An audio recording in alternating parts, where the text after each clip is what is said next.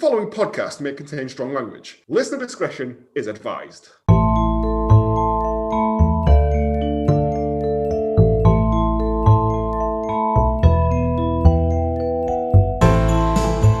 morning, good afternoon, good evening, and welcome to this week's episode of the Hallmark of Greatness podcast, a podcast dedicated to highlighting the beauty of all the Hallmark Lifetime straight-to-TV movies that don't get the admiration they fully deserve. I'm Anthony Burke, and with me are two people I don't know. He's currently hiding under a kid's table after some Christmas tree number twos. It's Joe Higgins. I can't remember. And he's in grave danger of some jail time after throwing a stick into the path of the peloton at the Tour de France and causing an almighty crash. It's Craig Lowe. Hey, listen, I put the wig on, yellow coat, said hi grandad and grandma in German. It's fine, don't get up. It's only bikes, isn't it? Why did you do it in German? That's the thing, wasn't it? Aren't Peloton exercise bikes? The peloton is the main group at Tour de France. It's the big. Oh, I thought it was the exercise bikes because there's a channel on Sky now where you can have someone yell at you. I think the exercise bikes are called Peloton. Yeah, probably after that. The £2,000 exercise bike with a subscription service so you can watch someone shout at you for £20 a month. I just watched the first bit of Full Metal Jacket while I use the exercise bike. Never seen it. It's like Bend It Like Beckham, but in the armour. Yeah. And the sign they wrote was in German. Yes. Oh, right, okay. Fair enough. It was. I was literally reading about it before we started this because they've arrested someone. Good. It's the most exciting cycling's ever been, but Grandpa If you'd like to keep up to date with all things Hallmark of Greatness, you can follow the show on Twitter at Hallmark of Great, Instagram at Hallmark of Greatness, or if you'd like to get in touch with any recommendations or thoughts or anything you think we may have missed, you can email the show at hallmarkofgreatness@gmail.com. Find us on Facebook by just searching for us, because I haven't written it down still. Hi, guys. You're right. Hi. It wasn't my fault that we missed the earlier recording. That was mine. My bad. It's fine. But we're here now, a couple of days late. What better way to end half Christmas than recording the worst Christmas film we've seen this year? Woo! And apparently, I can't talk. Welcome. That took me 5 attempts. It's fine. Don't worry about it. I'm under house arrest, so that's fun. Yes. Joe is COVID. Yeah. I am. I've had tests. I'm clean. Only he's not. He's not COVID, but he still has to treat himself as if COVID. Yeah, it's balls. For at least another, 6 days? 5 days? Back in work Wednesday, mate. So. Oh, back in work Wednesday. That's good to know. Bobbins in it. But yeah. It is what it is, man. But I've got, I did a test of the Twitch stream thing as well, Anthony. Oh, yeah. So I think I know what I'm doing roughly for when we're on Friday doing I Love You. We're on. I believe you got one viewer, but was that you watching yourself? That was me testing it, yes. You saw the email as well, don't you? I saw the email saying that you had one independent viewer. Yes, that was me checking it from my phone. See if it worked, basically, because I have genuinely no idea what I'm doing with it. But yeah. I will watch. And all right, you can watch and get involved then. That's just that we could do voices. That was my thinking. Yeah, you can do funny voices. You can do your American accent you've been doing all day today. See? Oh yeah, it's good. Your Valley Girl accent. I have one American accent. It's just an idea I thought that might be fun. We can do different voices. Saves me having to do all the hard lifting. Only lifting. Yeah. Wow. It's the final halfway to Christmas episode. Yep. Yay! Boy, did we finish with a fart. And I'm sorry to everybody who watched this before listening, as this was my choice. This film was called A Cookie Cutter Christmas.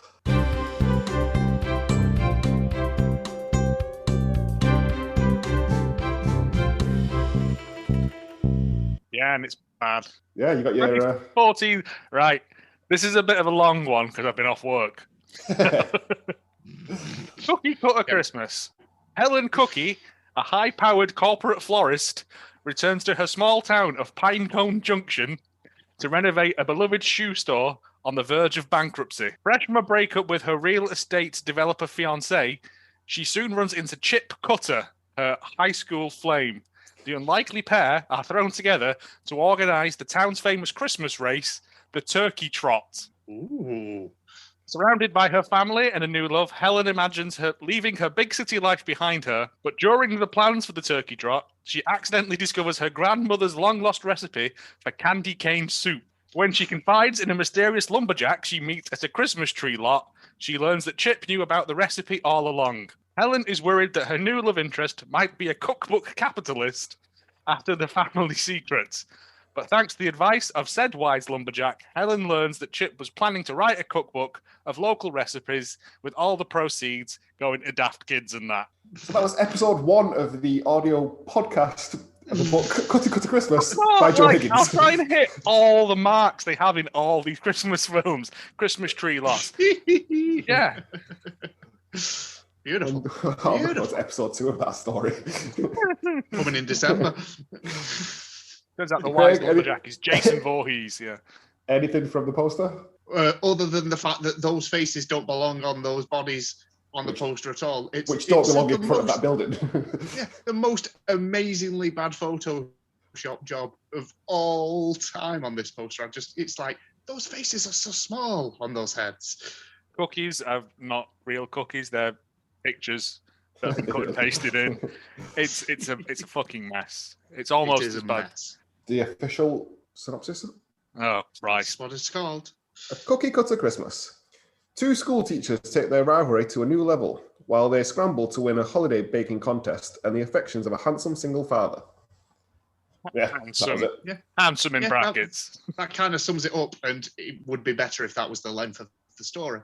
He's got a wide face, that's his problem. Yeah, it does. Here is the trailer.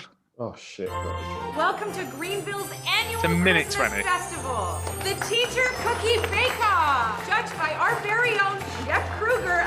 Christy, are you sure you want to sign up for the cookie bake-off? I remember what a disaster Your you parents were. were killed by biscuits. Does she know what That she's would have been a better film. No, not a clue. Does this need to win have anything to do with Penny Miller? No, I just have to teach myself how to bake. It can't be that hard. Oh I would like to introduce you to your newest student. So much royalty-free milk sweet in this film. It's just a new single dad in town. Where were you when I was flunking out of 6th grade English? It's a matter of time before the vultures descend. Did I hear someone mention my name? Miss Miller. No, Penny. Wow, you Greenville women really know how to do it up at the holidays. So do I. In fact, this year I got a life-size snow globe. Nice. I am done with Penny Miller trying to beat me out of everything. I wouldn't be so sure that you're the one he's gonna choose. From now on, I win. Can't even make a stupid cookie. Honestly, I'm not the master chef I thought I was. Oh, I'm sure it's not that bad. Oh no! Yeah, we'll start baking 101. This is the sweet. I think he likes her. This is the salty. Is that it? Yeah. All right. Well, at least this one actually did start and feel like Christmas at the start. Yes. I mean, it goes straight in. There's no It goes straight into Nativity 7. This time it's personal. Jesus on the beach. Yeah. Jesus on the rocks. Jesus on the beach sounds like a great film. He's always walking with someone, though, and then he's like, why is there only one set of footprints? And then he goes, I was when I was on Junior Kickstart. It's a long story. Yeah.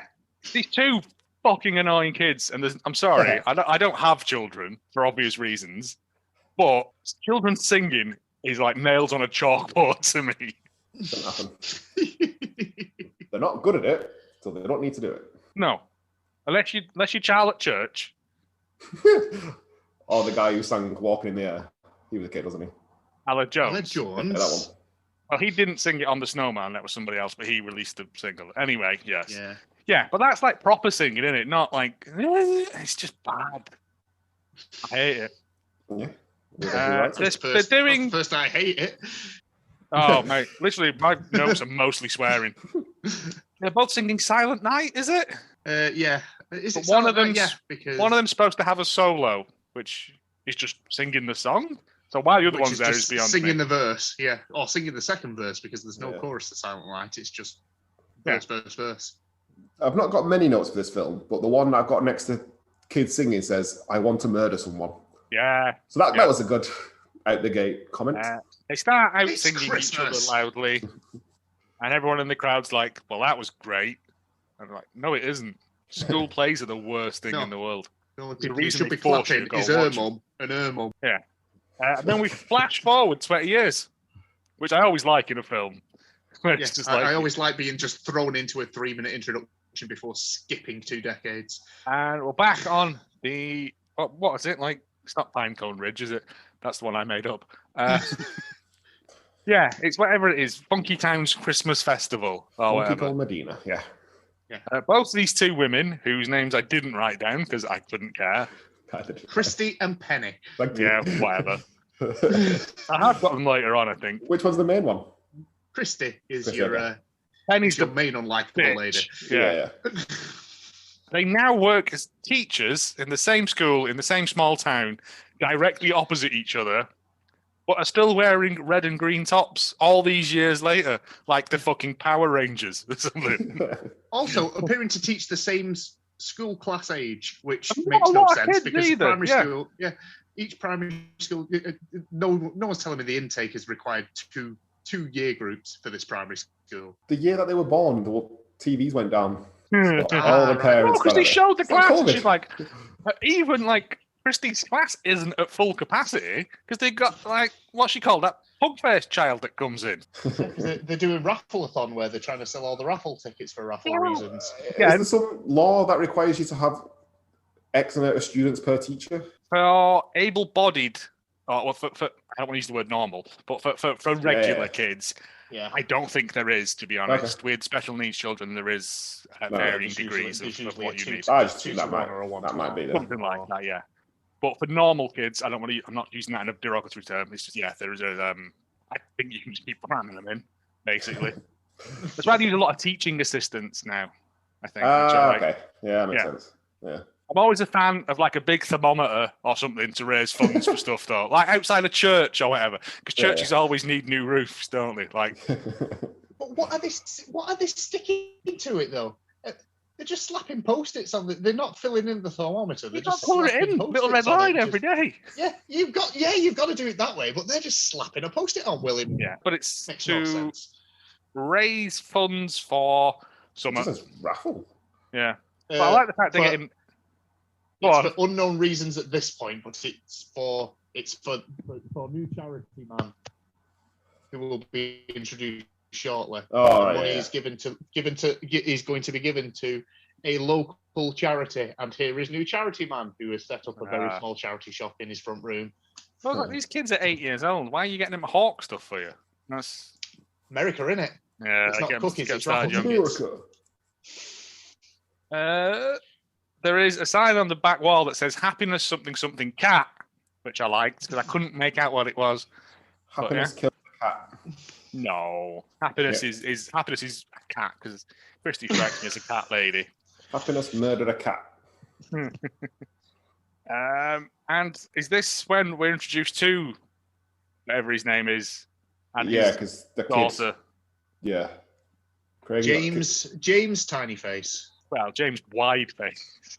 I'm sure Craig won't have this in his facts, so I'll mention it now. I recognise him from something. Turns out, because I watch a lot of NFL via American feed, he does State Farm commercials in America. I recognise him. And then I went onto his IMDb and he does State Farm commercials. They sponsor AEW as well, State Farm, I think. I think so. When that's the biggest thing on your IMDb. Oh, well. So it's the thing I recognise him from, anyway. Known for. He brings his daughter in, and she's like, "Oh, we've had to move. Thought the change would do her good because her mum died a year ago." Did they ever mention how she died? Killed by a Christmas tree. Oh, I'm allergic to mince pies. I genuinely don't. Do Americans have mince pies? I wonder. No, I think it's a very British thing, I think. Couldn't tell you. Any Americans that listen to this, let us know. I don't think they have. I've got a feeling they don't. I think it's as big a deal, is it, over there? Because we've watched a lot of Christmas films. And no one ever, they have like gingerbread and stuff. Yeah. You don't know what you're missing out on. I like a mince pie. Peppermint. Yeah, peppermint's gross. It tastes like toothpaste. That's a lot of peppermint. But mince pies are good until you get the stick in one. And then you're like, nah, I'm never eating them again for the rest of the season. Yeah. And she's like, oh, it'll be fine. And she's clearly good at her job. But then also, I think she's got someone to work against. They do some Christmas tree decorations. She's good at her job in a creepy way. Everything she says is in a very sort of sinister, underhand way it comes across as. It's like, yeah, I'll look after your daughter. Why not? Why are you saying it like that? Yeah. They make Christmas decorations. All the kids put them on the desk. This kid's like not leaving. Yeah, it's weird that. Yeah, just sitting in class on her own. Yeah. So she's like, "I'll take that home." Her dad comes to pick her up, and then Christy's chubby best friend, obviously, he's like, "Wow, who's the hunky man?" And I'm like, "Is there a radon leak in this building or something?" Everyone seems to be suffering from maladies. Yeah. Then she goes to pick her mum up or something and shows her the house. Yeah. Again, her mum's back for the holidays. Yeah, her mum lives down in Florida, but doesn't like it. And her husband's just died. Her husband's just died, and she doesn't like Florida because she doesn't play golf. I missed the fact about he's dead. They were both quite chipper for the fact that her husband and it may not be just died. It may have been. Well, we're 10 minutes into this film, and we've already had 2 off-screen deaths. Merry Christmas, everyone. Yeah. Best kind of deaths. If it was Easter, it'd be fine.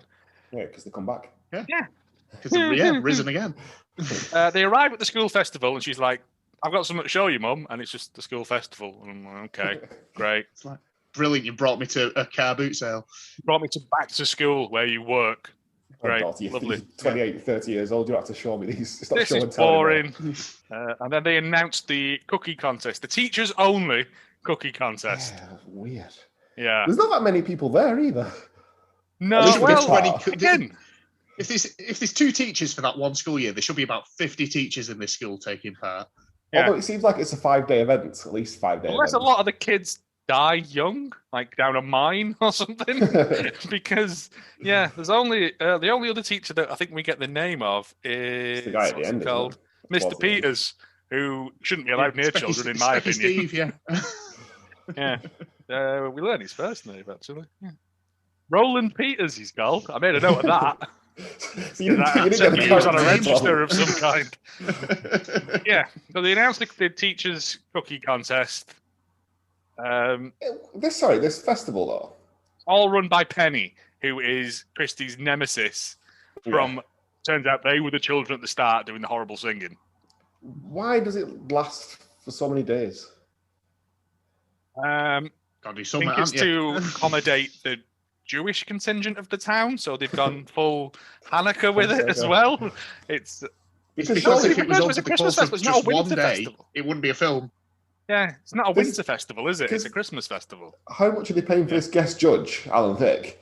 Because he's there each time. He's just there to get some fanny, isn't he? Like smell of it. Yeah, but it sounds like he's meant to be some kind of famous chef or something. I think he's like head chef of local restaurant in this one restaurant. I think he's probably on like public access or something like that. Yeah. I don't think he's like local famous. Celebrity. I think he's like page 27 of the local paper is his recipe tips for today. Internationally renowned. I thought he was supposed to be some kind of master baker. Ooh, there we go. I forgot you had that. Yeah, right in it. Oh, Christ. And Christy signs up for this teacher thing to try and impress Wideface. Yeah. I don't know. She says that she can whip up a mean batter. Oh, that's the one quote I wrote down. That's the first real one that I had. I've been known to whip up a mean batter. Yeah, I bet you have. Right. That's why you're still single. Then we get a cooking montage. First one of many. Did you mention the speed cooking round? What is the prize? It was to win a holiday field trip for the school. Field trip for their class. Because there's no money in the school system apparently. To where? To anywhere you want. The box factory. To wherever $50 can take you. No, definitely not $50 because based on the wish list that they mentioned later on. Christ, we have some good we've field seen trips. the tips. We know what children's wish lists are like. They're not going to Broadway in New York. That's the teacher going. Yeah, it's the teacher who said that. She's full of shit though, isn't she? They go into the box factory again. It's fine. Right. A cooking montage then of her making biscuits that are terrible and people eating them. She thought she was really good. Yep. But her mum lied to her essentially when she was younger, saying, "No, you can't cook to save your life." Yeah. Yeah, every time you made me something, I was violently ill. Yeah, and she her mum eats some of it, and then like it spits it out, and I'm like, this is gonna be one of them films where people are doing food noises, isn't it? I'm not going to enjoy this. And I was right. One of the many reasons I didn't like this film was because of the amount of food noises. They need to fill the time with something because the next day of the festival is the first round. I can't figure out what it is. Yeah. And it was speed baking, which to be fair, if that was a program, I would watch the fuck out of it. You've got 12 minutes to make a cookie. Go. Yeah, you got 12 minutes to make a biscuit. Yeah. Oh yeah. Sorry. Yeah. I got that one. Because it would be great. Like you've got 8 minutes to make a roast sausage. Yeah, it would just be good, wouldn't it? It'd be like ready, steady, cook. But yeah, I think I said to you, it was like that awful bacon omelette as fast as you can round on whatever baking show it was, where they literally cracked an egg and said, "That's an omelette." Saturday Kitchen. Yeah. So you get someone else. Oh no, this is where she. This is where then she literally says, "Mum, why am I shit at everything?" Yeah. Yeah. Says the professional teacher that qualified to become a teacher. Yeah, well, I think it's probably done that out of spite against the other one, isn't it? She's been a teacher, right? Well, I'll show her. I'll be a better teacher in the same class. There is more cookery nonsense. Oh, and then this is where we first get the first tasting of the biscuits, and there's so much fucking food noises of. And then I'm fairly sure, like Alan Thicke just moist mouthing every cookie. Oh, I'm gonna be sick. Which one you didn't realise he was Robin Thicke's dad? That was me. So it just pointed out to me because I genuinely thought it was Robin Thicke at first, and then I thought how he's fallen from his weird burst. Oh, she goes to see round to his house. This is where they have the bit about the snowman, is it? They do a weird trying to show off their Christmas lights.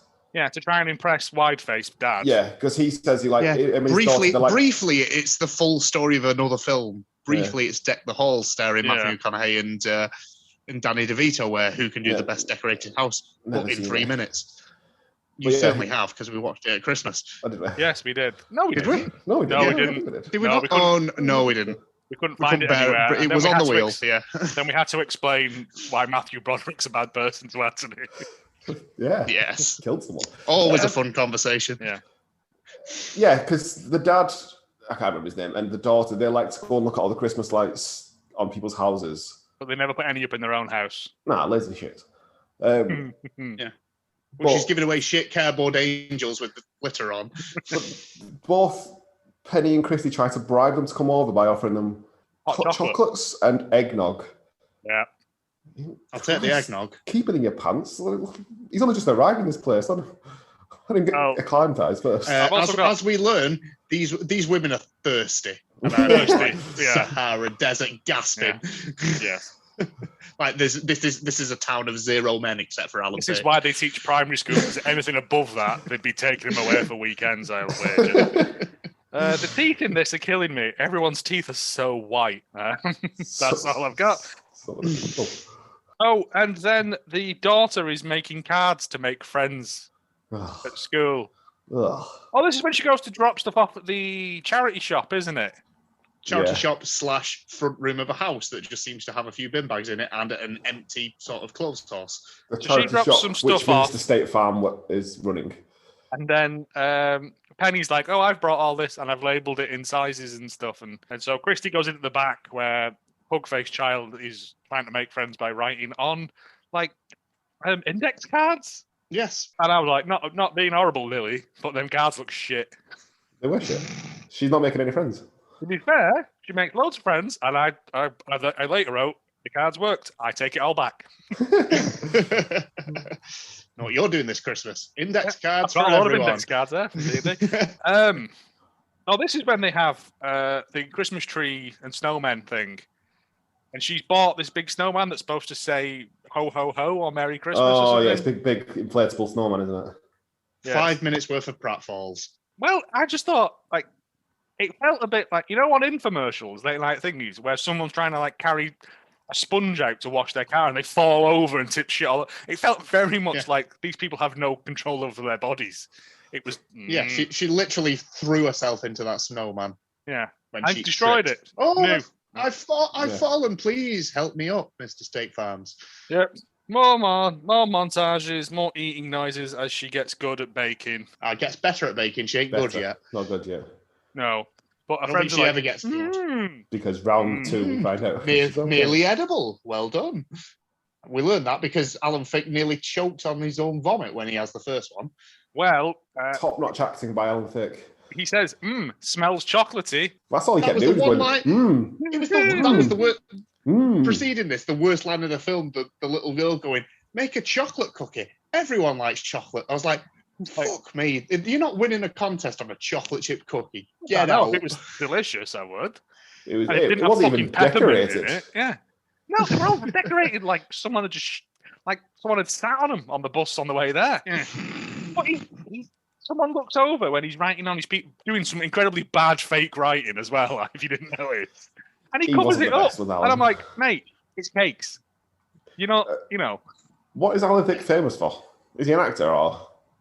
I'm assuming so. Yeah, I think he's in one of the sort of late 70s, early 80s sitcoms like a Family Ties or The Family. Like one of those sort of wholesome family sitcom ones from the 80s that we never got in this country. Yeah. People eating, more eating.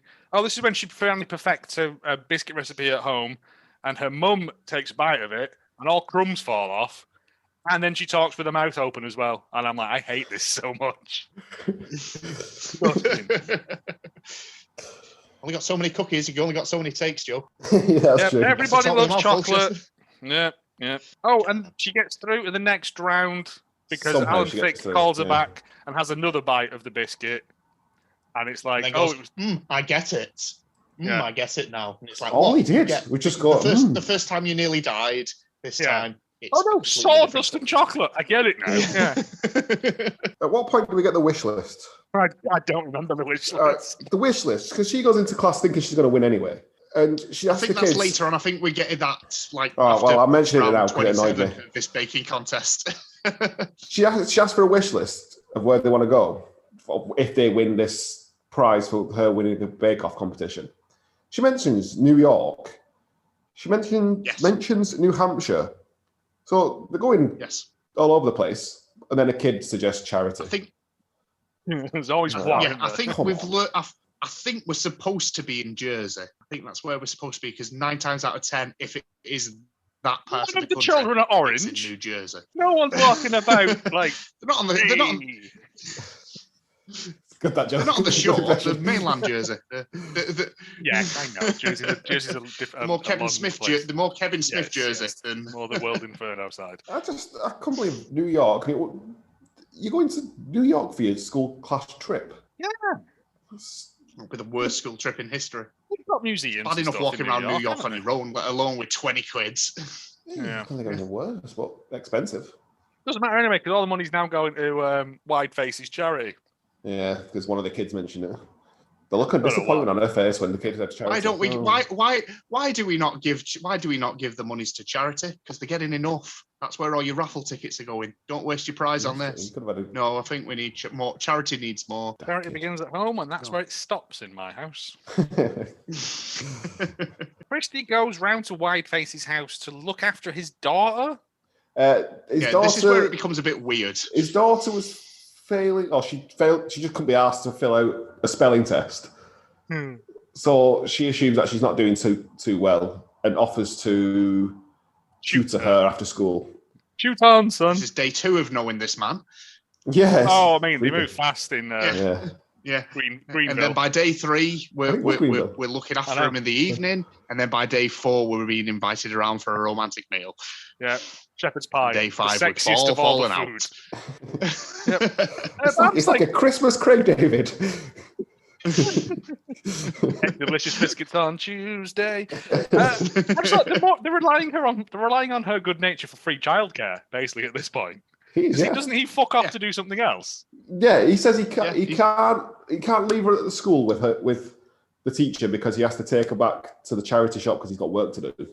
So she says, I'll come to the charity shop and sit in the back and look after her. All right. Yeah. This is weird, but all right. So much free music is being used in this film. constantly all the way through it. I was going to say, I think Tchaikovsky is spinning in his grave the amount of Nutcracker that gets played in this film. Is he dead? Very much so. Very dead. Very much so. And then I've either got what a heartwarming book. Oh, it's when she's reading to her on the couch. She offers to look after the house. Book, and she's like, and then Timmy died, but it was a Christmas miracle. And I was like, this isn't nice. This isn't good. This isn't what you want. This isn't like the night before Christmas. This is like the Little Match Girl, where she dies at the end. Yeah, very sad. Nope. Balls, you have to do it as a typing test at work. Did we? Yeah, we did. Until someone complained and it was removed. Yeah. Well, Ninja Cat. I was quite good at that. I enjoyed that one. That's what I did. Yeah, unless you got the bit where you couldn't do apostrophes. Yeah. Yeah. More burning of shut. This is so weird. Oh, they burn the gingerbread? And she's like, oh, it's okay. The fun is he's making it into a house. She nearly sets fire to the house, yeah.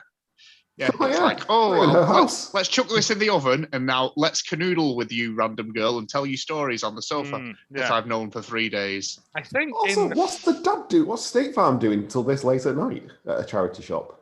Trying out bras on and stuff, I'm guessing. Yeah.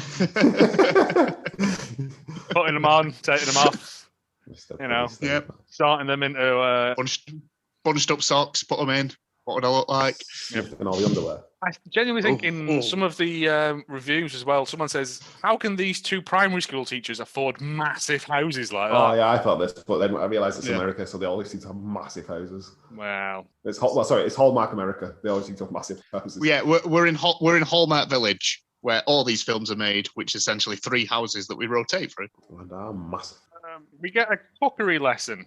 It turns out that Mr. State Farm himself, is quite the chef, but doesn't tell anyone about it. But he's written his own private book. But he has a book of secret recipes that he leaves everywhere in a Alan Alan Sanders style way. Yeah. Only his recipes are proper recipes. Yes.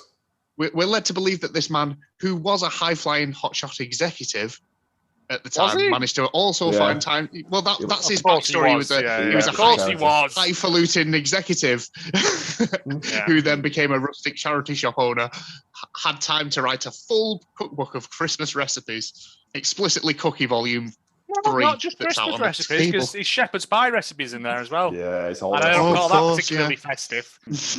Also, he wrote them on. They must have had a. Load of index cards knocking them out. And then stuck them in a book rather than keeping them in like a filofax or whatever. Yeah, who knows? Rolodex, sorry. He tells her like the secret of stuff is salty and sweet. Ooh. And makes caramel and puts salt in it, and then pushes it straight into her face. This scaldingly hot, straight from the pan caramel. He invented salted caramel. He did not invent it. Mr. Steve I was going to say they treat this revelation of salty and sweet to the perfect match like it's some fucking gift from God that nobody knows about. She eats that and literally slides across the floor straight afterwards. Because I was like, it's salted caramel. It's not that exciting. Also, how was your mouth not burnt? Because that was straight out of the pan. Bored. Her mum's cooking now. Oh no, this is sorry. They go for a walk, don't they? And they're drinking more hot chocolate because fucking diabetes, innit? Yeah. And he says, "Oh, I learned to cook by cooking with my mum." And I thought, "Oh, is she dead as well?" But no, she's still alive. I thought she was dead. No. I wrote dead mum and then crossed it out. Okay. Yeah, we've already gone over our dead quota by having 2 dead parents in this film. We can't hit a third. No. Of course you can. It's the magic trio. The next round of this, they've introduced milk as a lubricant for the biscuits. Oh yeah, they did. Yeah. So now we get gulping noises as well as eating noises. Lovely stuff.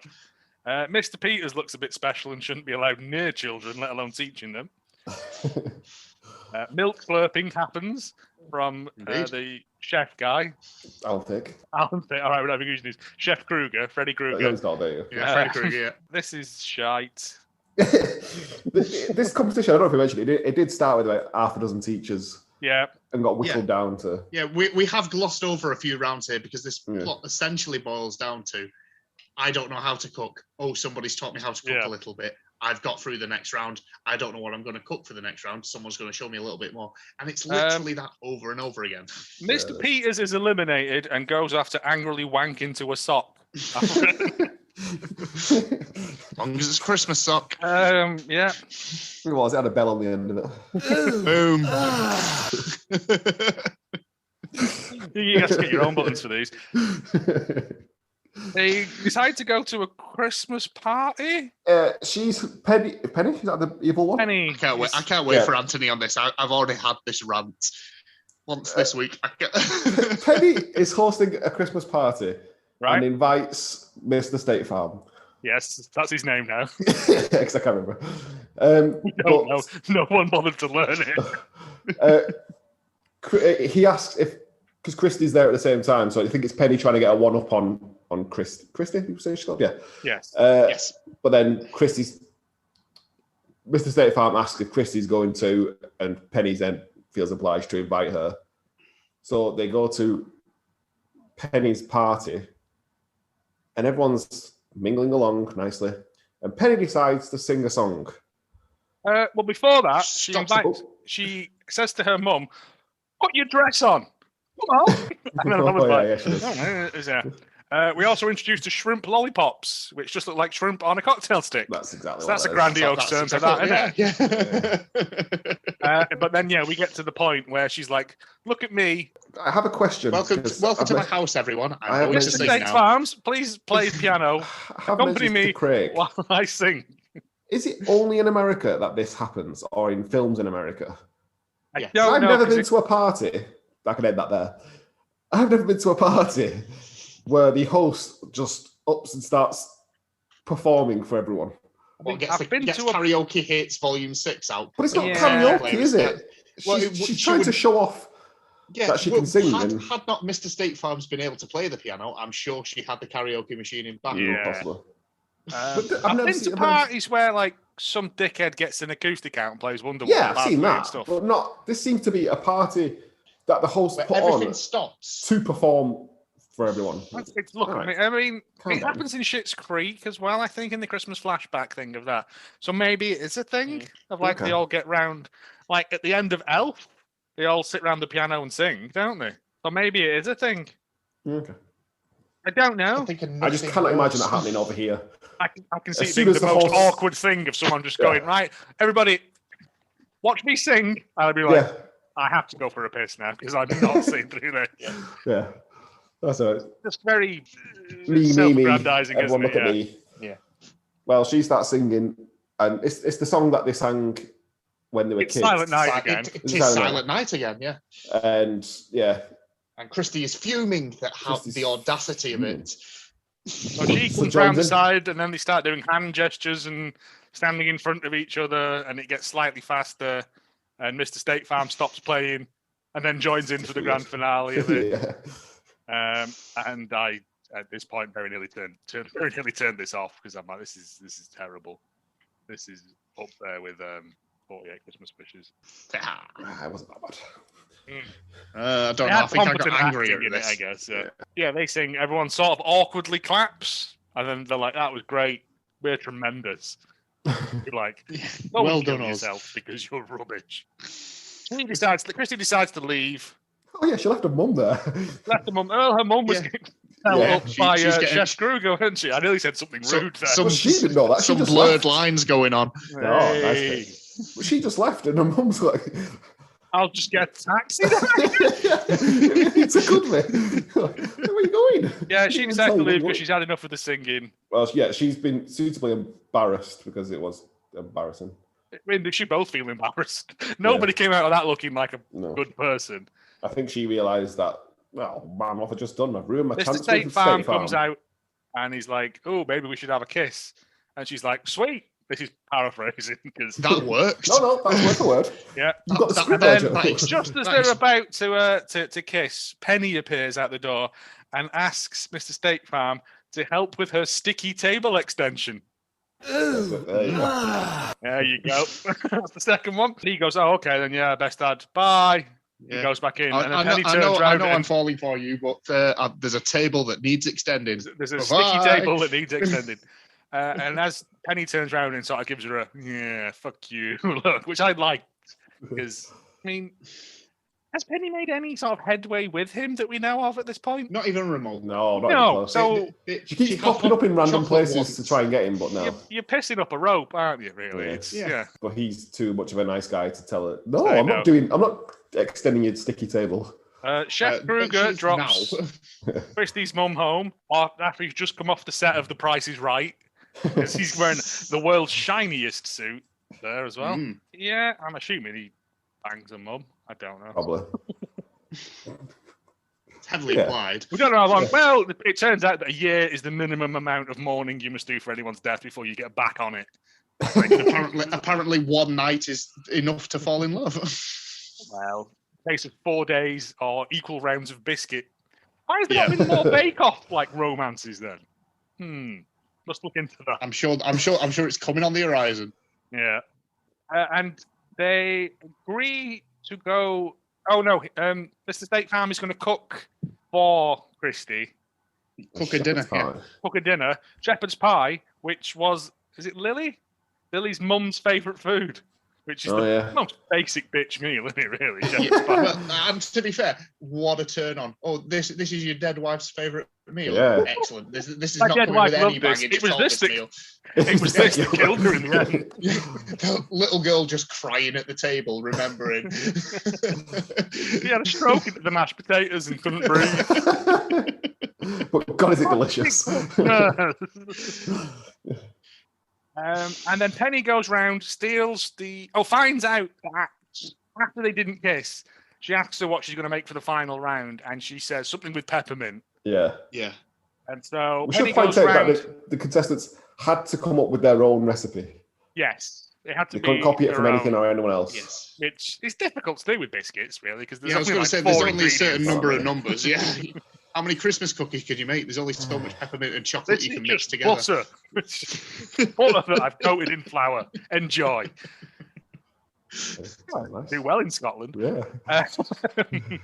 So Penny steals Mr. State Farm's Penny gets a bit jealous. I assume it's jealousy, so tries to sabotage. Well, she goes round with the explicit thing of saying, well, why don't we go out for a fancy meal at a fancy restaurant that Alan Thicke surely has somewhere in town? And he goes, actually, no, because you know this girl that you really hate, I'm kind of into her. And she goes, right then, well, guess what? Look over there. She literally goes, can you get me a spoon? And he's like, I'll have to go downstairs to get it.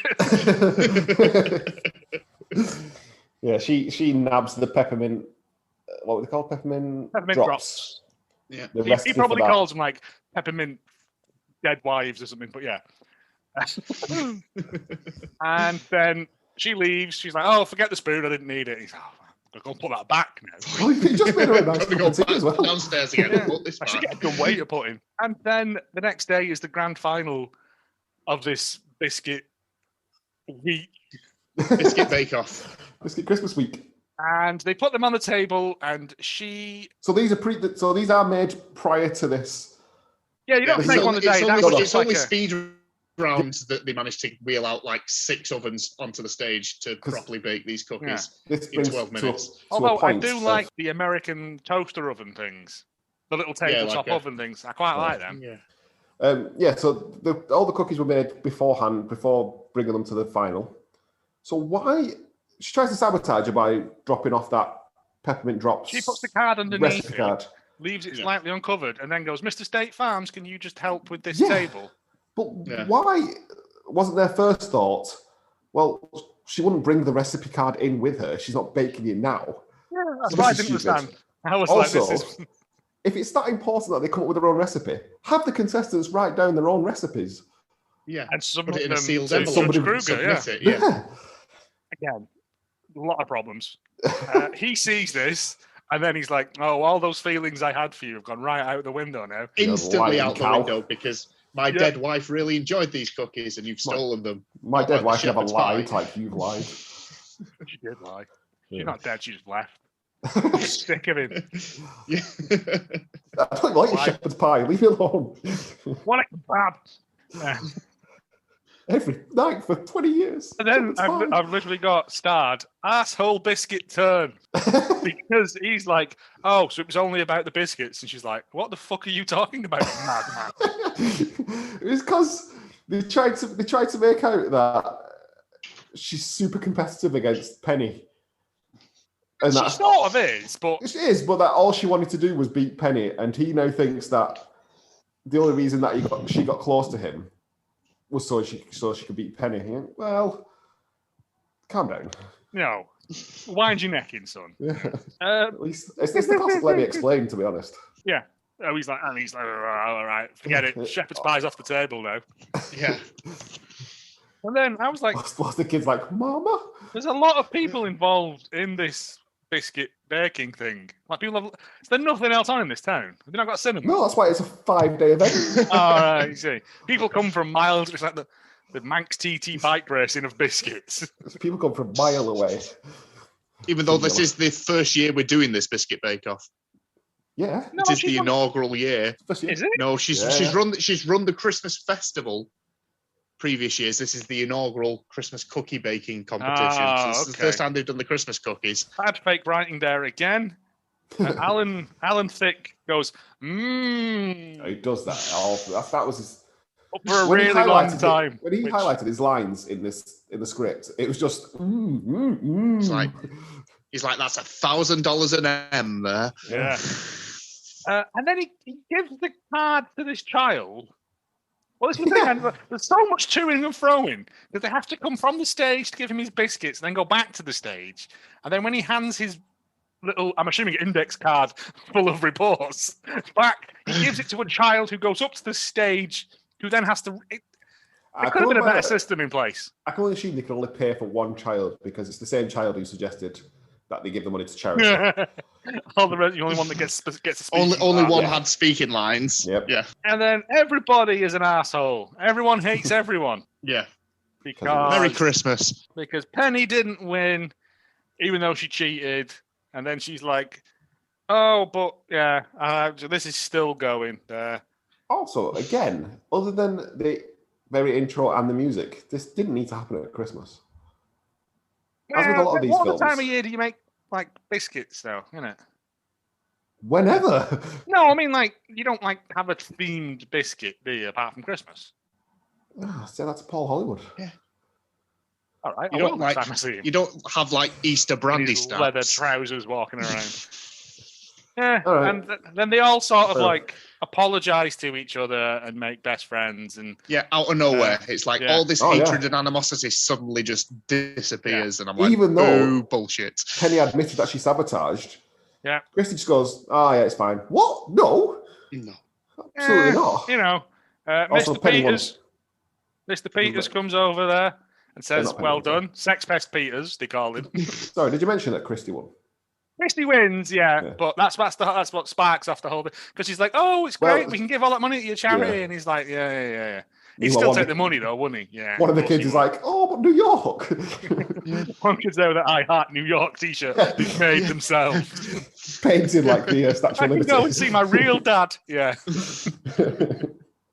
Sex Pest Peters, Roland Peters, and then he, Mr. State Farms, is like, "Oh, yeah.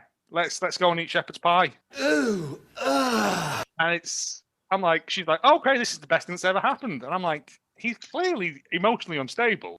If he got that angry over a supposed biscuit recipe theft, then imagine what happens if you don't put your hand towel back in the right place or whatever. It's going to be sleeping with the enemy territory, isn't it? I haven't seen. I was going to say it's a much sinister sequel to this. And then the child is like, "Yay, my new mum," and then it just ends. Yeah. Literally out of nowhere. It might as well be mid-sentence. She does say, "All I want for Christmas is you" to him. Yeah, Harvey said. Which they're not paying for that. Just pay for that, yeah. Christmas things. Absolutely no chance you got that for free. No, that's a cash cow, isn't it? That now, and that's the film. That was. It was a hot mess. I'm sorry, it's so higgledy-piggledy all over the place, but it was essentially the same. There isn't a lot to it. Again. Yeah. No, there isn't a lot to this movie at all, and it was a struggle to make notes about it. Yeah, because it was just so boring. Yeah. It's just a mean-spirited Christmas. It's the most mean-spirited Christmas film I've ever seen. What did you give this out of 10? 3. Oh, God. That good, eh? Yeah, I'm going 2.8. I had 2.4. Yeah, it was pretty bad. Did you say 3, Joe? Yeah, 3. Go to 3, yeah. Oh, What does that put it on par with before I change my mind? What for you? Yeah. A Convenient Groom, Valentine's Match got a 2. After the Storm got 2.5. Oh, no. All right. No, I take it back. Like 2.2 then. All right. Convenient Groom seems like fucking A lifetime ago. Also, seems like Citizen Kane compared to this. Yes. Compared to a lot of stuff we've seen on this show. Yeah. Comes in bottom 5. That's understandable. It's real bad. Yes. Would not recommend.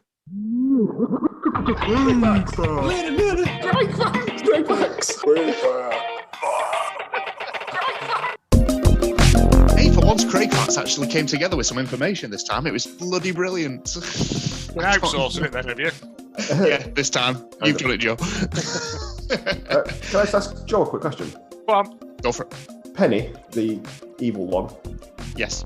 Did you recognise her, Joe? No, I know the Christie girl is in Where Calls the Heart.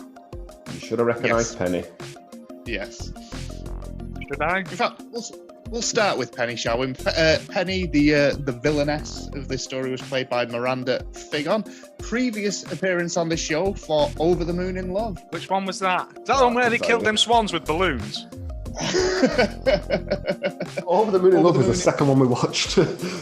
Yeah, but that's like a lifetime ago now, man. I mentioned it because I recognise for some reason. Yeah, a couple of I think things. She the main She was person in it? No, she was Ginger Best Friend, I think. No, she was main person in it. No, I don't think she was when I looked at it. I think somebody else She's was what the I main thought person. might be a vampire. I don't know. Pretty sure Over the Moon, she's the main person. I'm sure the last Over the Moon in Love had dark hair. Yeah, so did this girl. Yeah, I'm sure she was Ginger Best Friend. I'm looking now. Craig, carry on with Craig Facts. I'll find Yeah, it. Craig Facts, no worries. Circle round to it. Also appeared in Honey, I Shrunk the Kids, the TV show. Ooh, Nobody remembers that one. That didn't last long, that's why. Yep. And also had an uncredited role in Chappie. Chippy Bed. Okay. That's probably like the highest profile role, isn't it? Yeah. Yeah, uncredited role in Chappie. Oh, yeah, so, she wasn't the main girl. She was Ginger Best Friend, I think. Ginger Best Friend. You're right. I'm sorry. Yeah. She was matched me. Yeah, okay, fair enough. Good work. Erin Krakow played Christy, who was our main lead in this film. Appearing in the Father Christmas trilogy that we have mentioned in previous episodes, that is Finding Father Christmas, Engaging Father Christmas, and Marrying Father Christmas. Divorcing Father Christmas, taking half of Father Christmas and everything, leaving Father Christmas a broken husk of a man. She has also appeared in Sense, Sensibility, and Snowman. Christmas heavy on these films. That is Sense Sensibility, but with CGI snowmen. I want to watch that. Yeah, it would be brilliant. I very much doubt it is. And also, she was a judge on the Hallmark Channel reality TV show Christmas Cookie Matchup, which is essentially Bake Off for Christmas cookies that Hallmark did a few years ago. Oh my, yes. Find it. I'm going to have to, if it's on the Hallmark Channel thing, I'm dropping a $5 for it. We'll just have to share it. I was like, really? We're dipping into baking competitions over on Hallmark now and just using our actresses as judges? She's qualified. She learned to bake in this. Yeah. Man, beautiful. That sounds amazing. I'm going to have to try and find that. No, beautiful.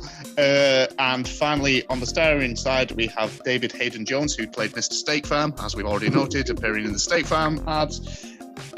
Also had a fairly decent run on Supernatural, where he played someone. I don't know, I stopped watching that show 3 years into its 19-year run. Yeah. He's in a film called The Fiddling Horse. All right. Joe, press the button. And also in a film, I think very early in his career called I Bought a Vampire Motorcycle. I've seen I Bought a Vampire Motorcycle. Sort of. Have you really? Yes, I have. It's not a real thing. It is. It has to have blood. It's like Little Shop of Horrors, but with a motorbike. Just putting blood into the gas tank. Yeah. It's a remake of an old 50s drive-in film. Yeah, it sounds like a 50s film. Yeah. It sounds like a 50s drive-in horror film.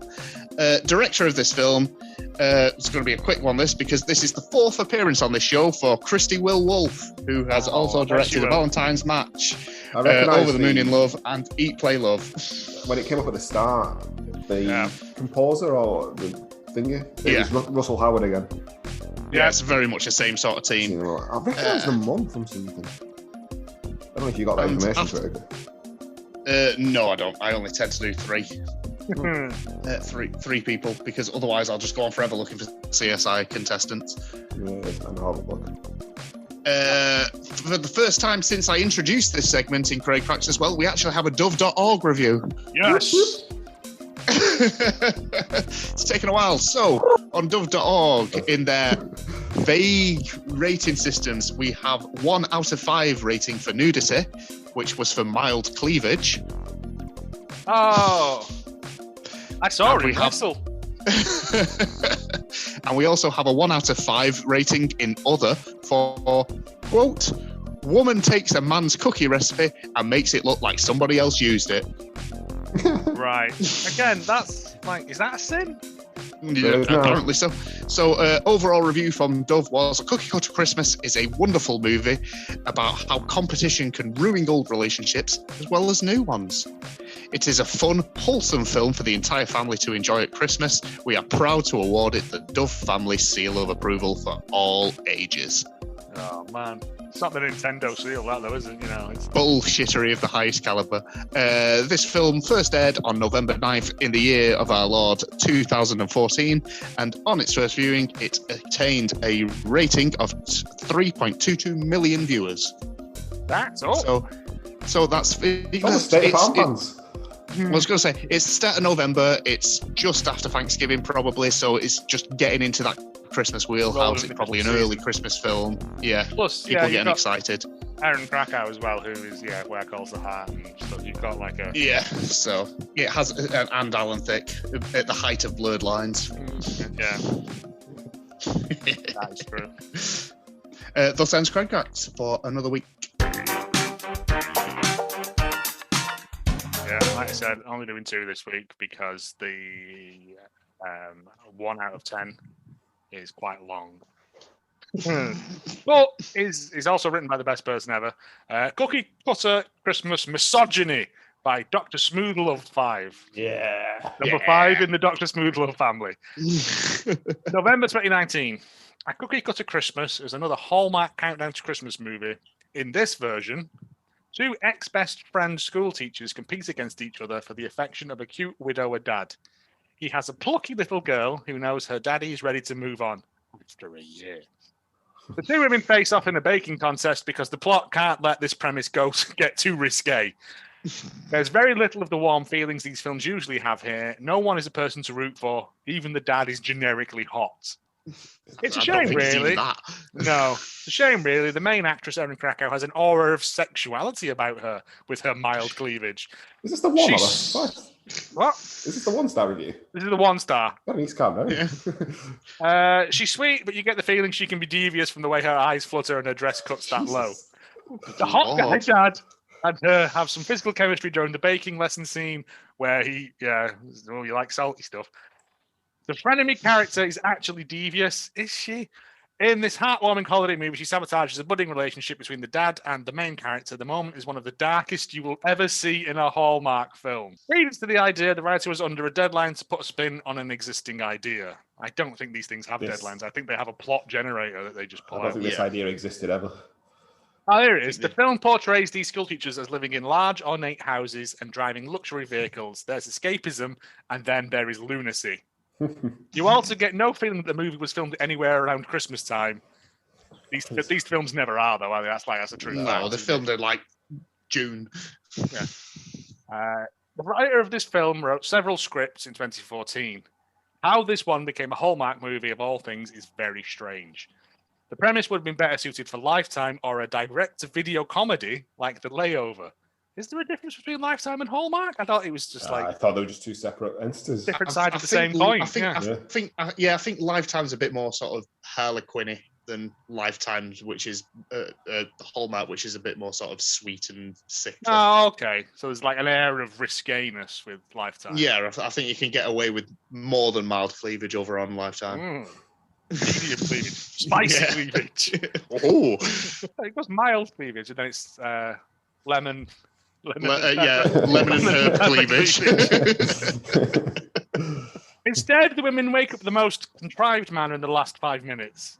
It's a shame. Erin Krakow and Alan Thicke, who have cameos, aren't terrible, but they deserve better than this film. No, I thought that was fairly heartwarming. The 9 out of 10, Actually Funny, by Jonathan R. Spaulding, 27.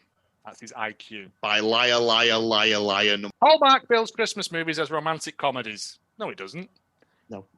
While many try too hard at romance, most do not try on the comedy aspect. What I liked about this movie is the rivalry between the teachers I think he meant, actually gave the movie a comedic aspect throughout. Did it? What a bitter I man. also enjoy watching women fall into inflatable snowmen and have been recently kicked in the head by a horse. I also enjoy a Hallmark-style battle between the virtuous hero and the G-rated vixen for the heart of the prince. Now, that being said, you have to tolerate the usual Hallmark plot themes. An insignificant event or contest, in this case, cookie baking, is made much more important and convoluted than needed. See, even this 9 out of 10 is still like, this thing went on forever. The father, usually, is a wonderful, kind person whose career focuses on philanthropy and has a great kid who tries to play matchmaker. As a fan of the genre, though, I must say this is one of my favourites, and enjoyable each time I watch it. So multiple viewings. It's a yearly crack out, this one, for Erin Krakow. Was this guy did he watch it numerous times? That's why he got 3.odd million. Just set all the TVs up in a Walmart to play it. Yeah, that's Jonathan R. Spaulding, 27. So if you know him, go and hit him. In the face. Show him other better balls. Christmas films. Yeah. Show him like Santa Claus the movie. Yeah. Grant.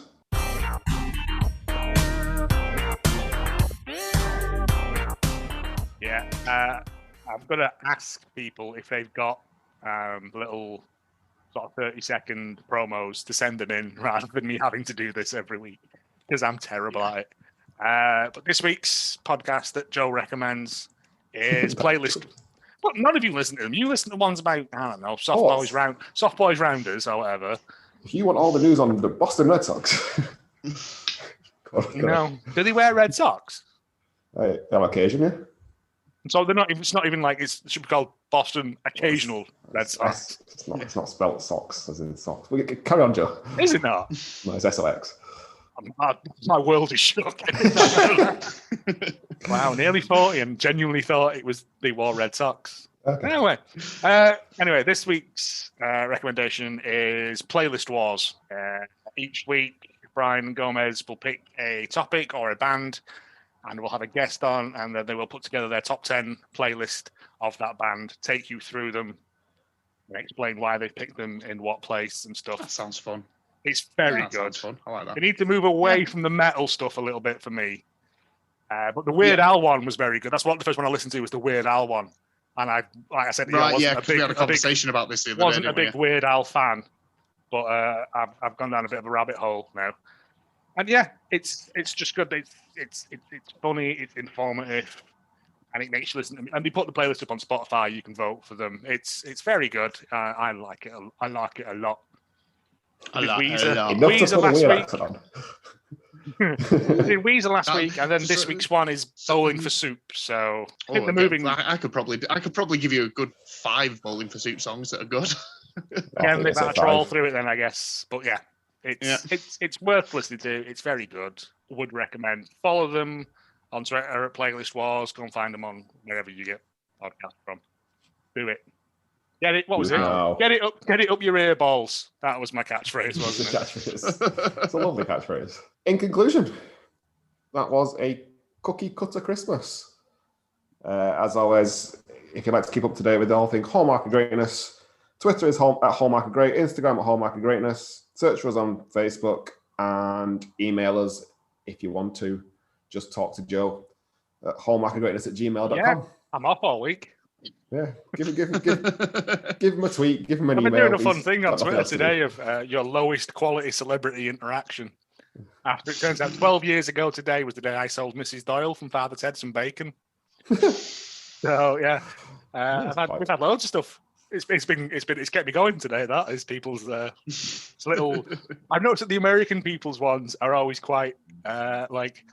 I saw what was the one like Lance Bass at a thing about over here. It's like I saw Martin off Coronation Street. It's like there's a dichotomy of quite a gulfy class. I shouted Gordon Burns at Gordon Burns as we walked past the old BBC building in Manchester. Did he not know who he was? He looked at me and just kept on walking. Oh man, Gordon Burns, is he still alive? Nope. Unfortunately, Gordon Burns is no longer with us. I think Gordon Burns is gone now. I think he died a few years ago. Nero fiddled while Gordon burned. Well. Have you any final thoughts on anything? Don't watch this. Try and get this out tomorrow. This Friday coming, Friday the 2nd, I think it is.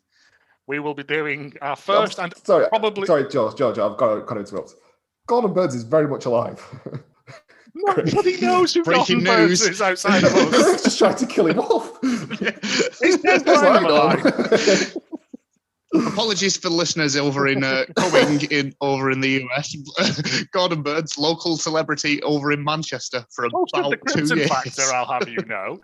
host of the Krypton Factor in the 1980s. I mean, he's 79, but still, he is alive. So all right, that's great. If you are one of his children or relatives listed, he is alive. Don't worry. Craig's not broken. Go visit him. Go and phone him at least. Make sure. Yeah. Only if you had both did this jobs. With Vera Lynn that time. The next day she died. You bastards. Sorry to interrupt you there, Joe. I had to get that in. Yes. So yeah, this Friday coming, the 2nd of July, we will be doing our first and probably only Twitch stream thing where we play I Love You, or where I play because Anthony's too cowardly to get involved. I Love You, Colonel Sanders, the Colonel Sanders themed dating game. I have no idea what it is or what you're supposed to do. So I'm gonna watch me struggle. Yeah, go watch me struggle. Finger looking good. Also, you get to see Joe for the first time. Craig, anything to I add? can't even go and get my hair cut. I can't go out the house, can I? You want to do what I do with getting a haircut? Nope. Lose it genetically. Nope. Bald by choice, Andy. See you next week. Bye. Bye for now.